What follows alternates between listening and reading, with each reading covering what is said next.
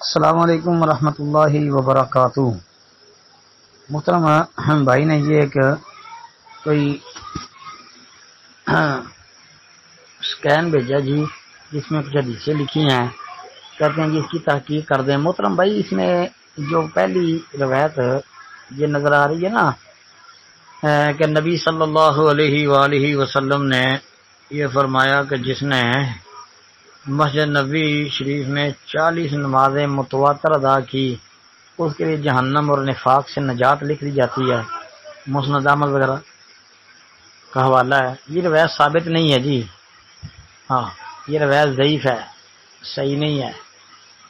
ہاں، اس کے ساتھ یہ بات بھی یاد رکھے کہ ترمذی کے اندر بھی ایک روایت آتی ہے، اس میں یہ ہے کہ جس نے 40 نمازیں تکبیر اولیٰ کے ساتھ ادا کی تو اس کی بھی یہی فضیلت بیان کی گئی ہے کہ کتب لہ براءۃ من النار و براءۃ من النفاق، براءۃ من النار و براءۃ من النفاق، کہ وہ نفاق سے اور جہنم کی آگ سے بری کر دیا جاتا ہے۔ لیکن اس روایت میں بھی اختلاف ہے، تو زیادہ راجح بات یہ ہے کہ مرفوعاً وہ بھی ثابت نہیں ہے۔ دوسرا جی، اس میں یہ لکھا ہے کہ جو پاک صاف ہو کر صرف میری مسجد میں نماز کی ادائیگی کے ارادے سے نکلا، یہاں تک کہ اس میں نماز ادا کی تو اس کا ثواب حج کے برابر ہے۔ شعب الایمان، یہ روایت بھی صحیح نہیں ہے۔